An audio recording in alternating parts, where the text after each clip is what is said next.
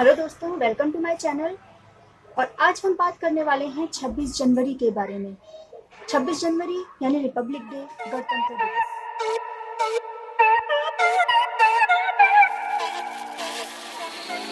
हर साल 26 जनवरी का दिन हमारे देश में गणतंत्र दिवस के तौर पे मनाया जाता है। इस वर्ष हमारा भारतवर्ष अपना 72वां गणतंत्र दिवस मनाने जा रहा है। 26 नवंबर 1949 को संविधान सभा द्वारा हमारे संविधान को अपनाया गया था और 26 जनवरी 1950 को हमारा संविधान लागू किया गया था। इसी खुशी में हम हर वर्ष गणतंत्र दिवस का त्योहार मनाते हैं। यह त्योहार एक राष्ट्रीय पर्व है।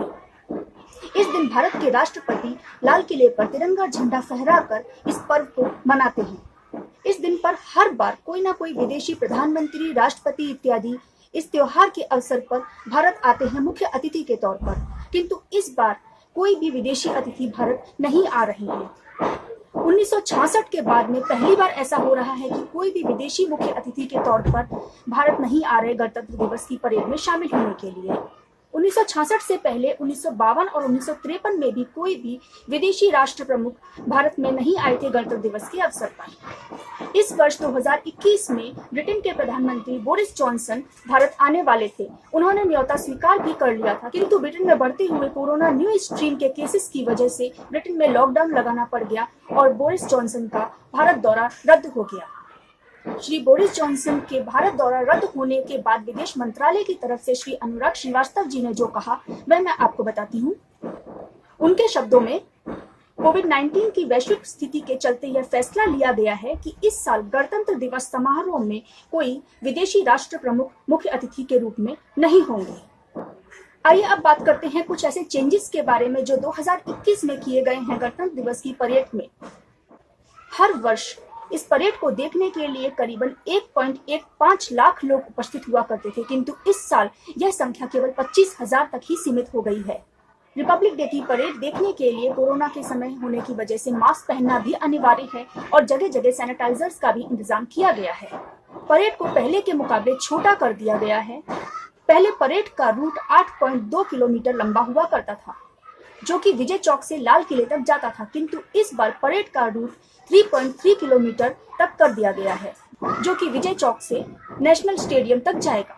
हर वर्ष रिपब्लिक डे की परेड देखने के लिए करीबन 35,000 टिकट बेचे जाते थे, किंतु इस बार लगभग 7,500 टिकट ही बेचे जाएंगे।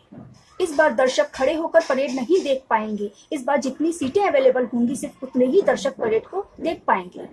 आइए अब परेड के दस्तों की बात करते हैं। अब तक हर बार दस्ते में 144 सैनिक हुआ करते थे, किंतु इस बार हर दस्ते में 96 सैनिक ही भाग ले पाएंगे।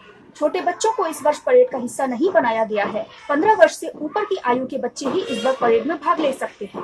दिव्यांग बच्चे भी इस वर्ष परेड का हिस्सा नहीं हो पाएंगे।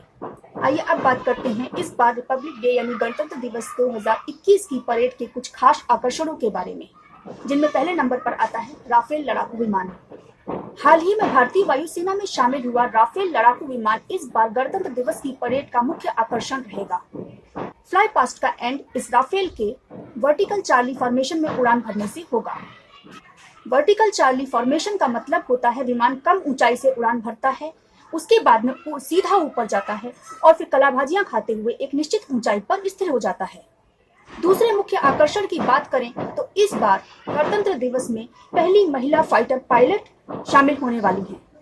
इंडियन एयरफोर्स की फर्स्ट फीमेल फाइटर पायलट्स में से एक फाइटर लेफ्टिनेंट भावना कांत इस बार गणतंत्र दिवस की परेड का मुख्य आकर्षण होंगी। भावना कांत गणतंत्र दिवस की परेड में शामिल होने वाली पहली महिला फाइटर पायलट होंगी। अब बात कर लेते हैं परेड के एंट्री और एग्जिट गेट्स के बारे में और कोविड-19 के बूथ्स के बारे में। जी हाँ, इस बार गणतंत्र दिवस की परेड में एंट्री और एग्जिट गेटों की संख्या बढ़ाई गई है, साथ ही कोविड-19 के बूथ्स भी बनाए गए हैं। कोविड-19 के बूथ्स में डॉक्टर्स और मेडिकल स्टाफ तैनात रहेगा।